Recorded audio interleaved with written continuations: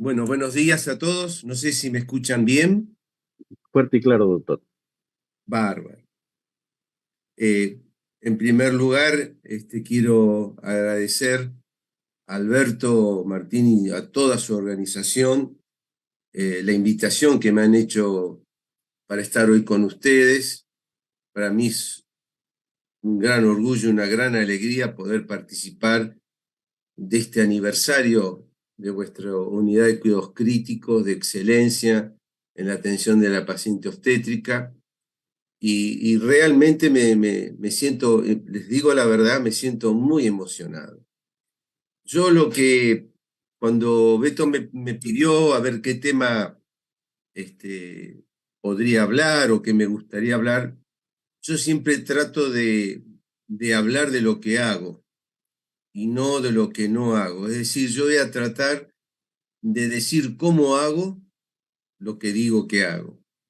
Y como es una unidad de cuidados críticos de la paciente obstétrica, me pareció interesante contarles una experiencia que ya tiene un poco más de 8 años y que yo quisiera compartir con todos ustedes. Tecnimedeos es una academia que hemos fundado ya hace casi 5 años, que se dedica a la formación de los colegas, de los profesionales que atienden pacientes críticos multidisciplinarios, es decir, enfermeras, kinesiólogos, bioquímicos, médicos. Y bueno, y esto es para nosotros, insisto, un honor y un orgullo estar con ustedes. Y bueno, como vamos a tratar de justamente tratar de decir cómo hago lo que digo que hago, la manera más simple es contarles de un caso clínico. Voy a comentarles 2 casos clínicos, pero que creo yo que muestran cuál es nuestra intención en el día de hoy. Entonces, se trata de una paciente de 15 años de edad que ingresa al servicio de emergencia por convulsiones tónico-clónicas de 10 minutos de duración, más hipertensión arterial y edemas. Regina,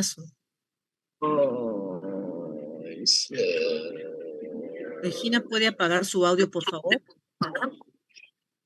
Regina, Regina Guillén, su audio, por favor. Adelante, doctor. Muy bien, gracias. Entonces, 15 años de edad que ingresa al servicio de emergencia por convulsiones tónico-clónicas de 10 minutos de duración, hipertensión arterial más edemas. Se trataba de un embarazo avanzado sin ningún control previo. No se conocían antecedentes y obviamente que desde la emergencia al quirófano ya se iba goteando sulfato de magnesio, la betalol.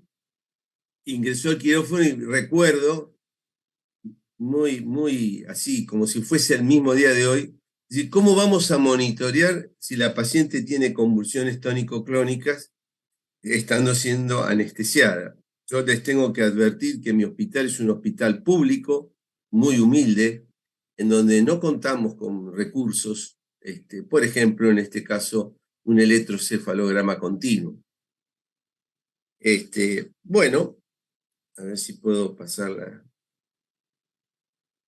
Ahí está, perdón. Bueno, ingresa a la unidad de cuidados críticos poscesárea, extubada, con buena mecánica ventilatoria, era despertable la paciente, bien perfundida, hipertensión arterial, lógico. Analítica, tenemos una proteinúria de 600 miligramos por ciento, plaquetopenia, elevación de transaminasas y alquimia de creatina de 2 horas de 60 mililitros minuto por metro cuadrado. Y nosotros hace años lo hemos publicado con los amigos españoles, que el alquimia de creatina de 2 horas reemplaza correctamente alquimia de creatina de 24 horas. Es decir, que nosotros podemos hacer alquimia de creatina 2 horas todas las veces que querramos en ese intervalo. Bueno, nos encontramos con una situación comprometida desde el punto de vista de la hemostasia, desde el punto de vista del riñón, es decir, era una eclampsia porque tuvo convulsiones y una situación grave desde el punto de vista de compromiso hepático, etcétera, etcétera.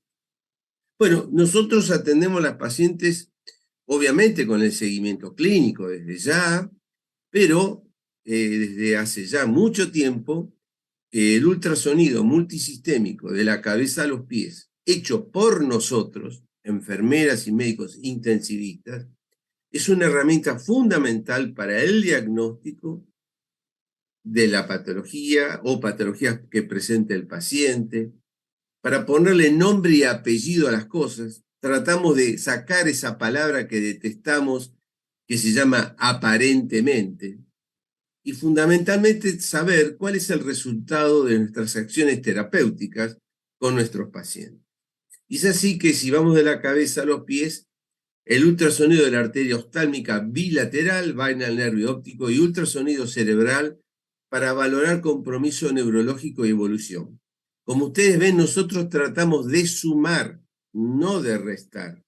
Es decir, si yo puedo hacer ultrasonido de la vaina del nervio óptico, bienvenido sea.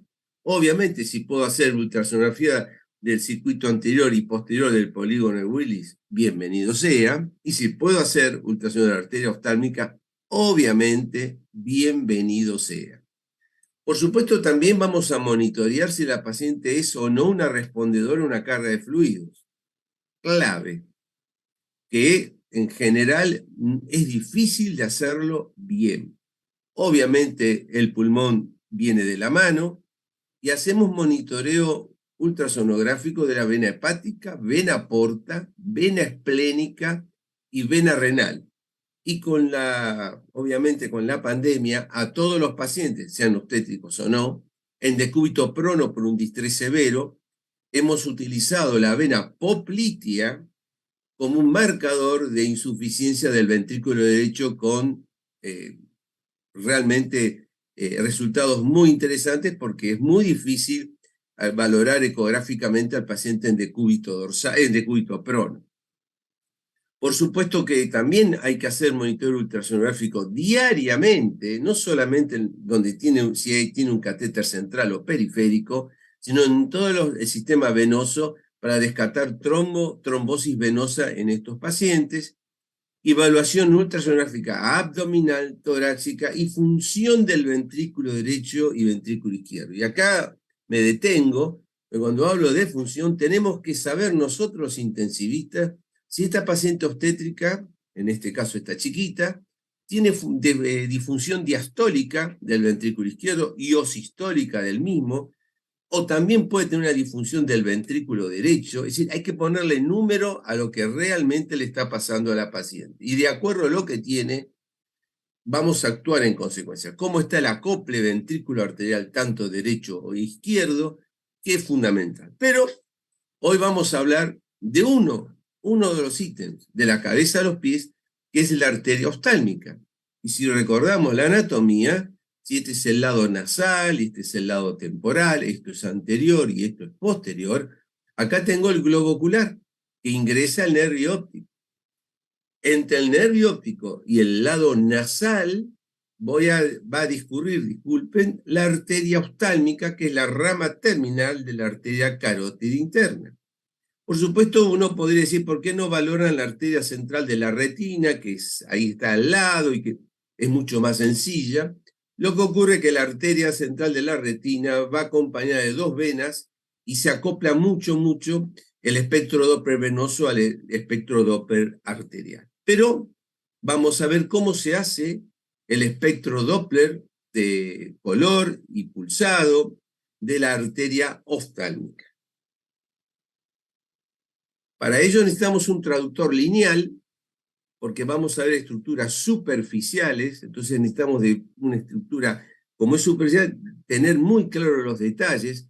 Y acá es una cosa muy importante, que es usar abundante gel previa oclusión de los ojitos de la paciente con una tela adhesiva antialérgica, porque por más que los tenga cerrados, están un poquito abiertos y eso puede dañar el gel, irritar.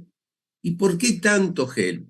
Porque yo siempre hablo de que no se debe apoyar el transductor, sobre el globo ocular. Lo tengo que sostener apoyando el talón de mi mano, lo tengo que sostener en el aire apoyando el gel, sobre el gel. Si yo puse abundante gel, el ultrasonido se va a transmitir a través de gel a las estructuras anatómicas.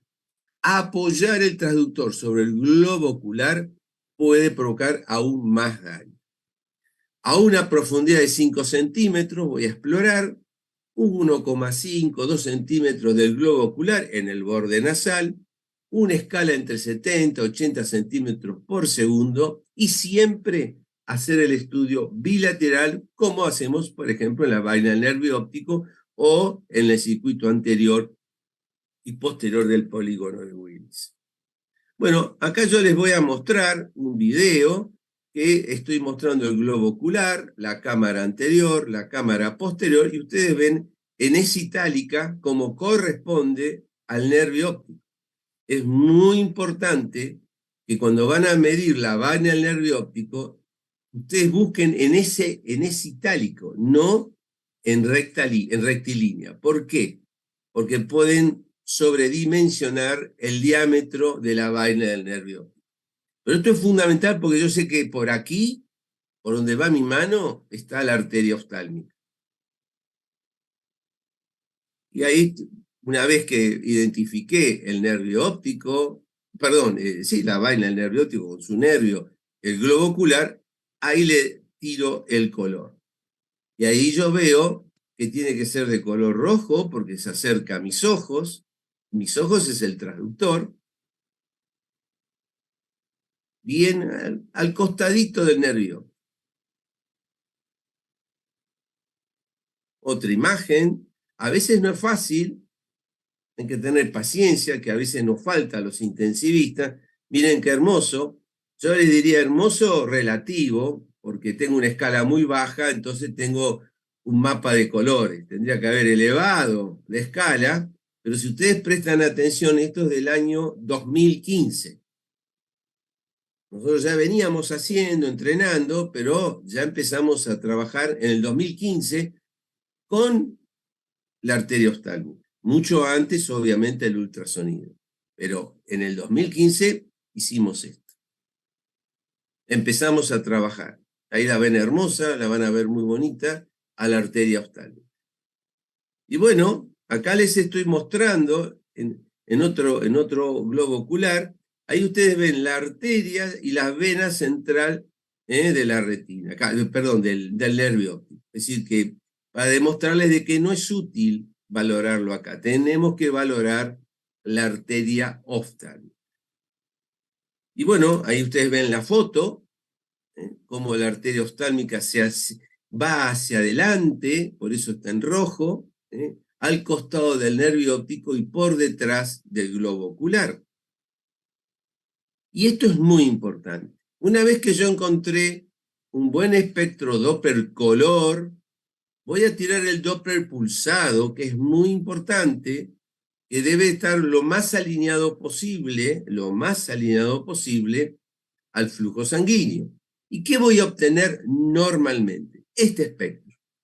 Este es un espectro de alta velocidad sistólica con una onda dicrota bastante descendida y con una velocidad diastólica muy pequeñita. Como yo digo, acá ustedes ven que el espacio que hay entre la velocidad final de diástole y la línea de base es cortito, no es anchoto, es cortito. Esto es un espectro normal que me refiere que la arteria oftálmica es una arteria de alta resistencia. ¿Por qué? Porque no irriga tejidos blandos. Blando yo me refiero al cerebro, al riñón. Esto no. La arteria oftálmica, rama terminal de la arteria carótida interna, irriga tejidos duros, entre comillas. Por eso tiene altas velocidades sistólicas, una onda dicrota acá abajo y muy pequeña diástole, muy pequeña velocidad de fin de diástole. Bien chiquitito es ese espacio, bien chiquitito. Yo les pido que graben esta imagen de la normalidad, porque ahora vamos a ver a nuestra paciente. Y nuestra paciente inmediatamente hicimos lo mismo. Por cuestiones de tiempo, uno selecciona algunos videos. Ustedes ya fíjense que la distancia de la velocidad de fin de diástole a la base es anchota. y miren la onda dicrota dónde se va. Ahí la van a ver mucho mejor. Por ejemplo, yo detengo el video. Miren ustedes. Onda dicrota, en vez de estar acá abajo, se fue acá arriba. Y en vez de tener una velocidad de fin de diástole cercana a la línea de base, la tiene acá arriba. Es decir, ¿qué se transformó el espectro Doppler en esta paciente, su arteria oftálmica? En un espectro Doppler como si se tratase de una arteria que irriga tejidos blandos. Y no es así. Esto refleja la falta de autorregulación del flujo sanguíneo cerebral de esta paciente provocada por la eclampsia. Y esto es muy importante, porque a mí me sirve de monitoreo todo el tiempo que yo quiera hacerlo. Vuelvo para que ustedes vean, van a verlo mejor el espectro. Pero es muy importante ver dónde está la onda dicrota. En vez de tenerla acá abajo, se me subió hasta ahí arriba. Y miren ustedes, el espacio que hay entre la velocidad de fin de diástole y la línea de base es muy importante.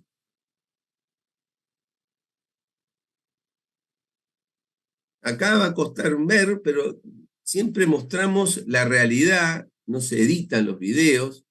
Ustedes saben que a veces las cosas no son fáciles. Acá me cuesta encontrar el espectro, pero tenía buena señal color. Bueno, vamos viendo, a ver. Porque esto va evolucionando en las horas. Y ahí uno ya puede ver que se está reduciendo la altura de la velocidad de fin de diástole y la línea de base. Como que se está cortando. Me cuesta ver la onda dicrota, pero evidentemente todavía sigue elevada. Se entiende, ¿verdad? Y bueno, miren ahora, evolución del paciente, y ya la cosa va pintando un poco mejor. Fíjense, vuelvo a insistir con la distancia entre la velocidad de fin de diástole, miren acá, esta imagen, la velocidad de fin de diástole y la línea de base del espectro Doppler. Y la onda dicrota estando aquí. Ahí tienen la imagen de la velocidad de fin de diástole, la distancia que hay entre ella y la línea de base, que todavía está ancha, pero acá está menor, y dónde está la dicrota.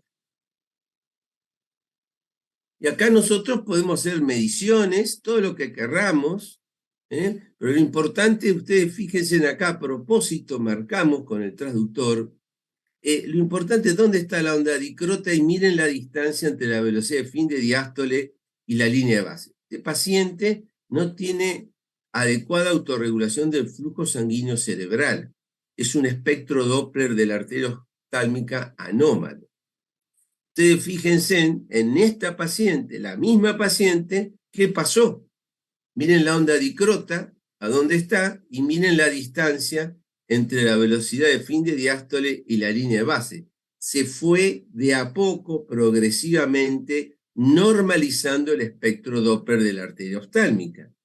Hubo una reducción progresiva de los edemas y de la proteinuria, mejoró el ritmo urinario, se fue controlando la presión arterial, y con el estudio ultrasonográfico a las 72 horas de ingresada a la unidad, allí se suspendió el sulfato de magnesio. Porque realmente ustedes tienen mucha más autoridad que yo para opinar, pero una pregunta que siempre me he hecho en estos casi 50 años de hospital es pensar por qué 48 horas, cuál es el parámetro, está bien la clínica, pero dame un parámetro también que yo me pueda apoyar aparte de la clínica. Y bueno, nosotros empezamos a valorar que si el paciente, recupera el espectro Doppler normal de la arteria oftálmica, uno está habilitado a suspender el sulfato de magnesio. Y así lo hicimos, y la paciente es trasladada al servicio de obstetricia. Les presento un segundo caso, un caso muy interesante, 46 años de edad, 7º embarazo, 34 semanas de gestación.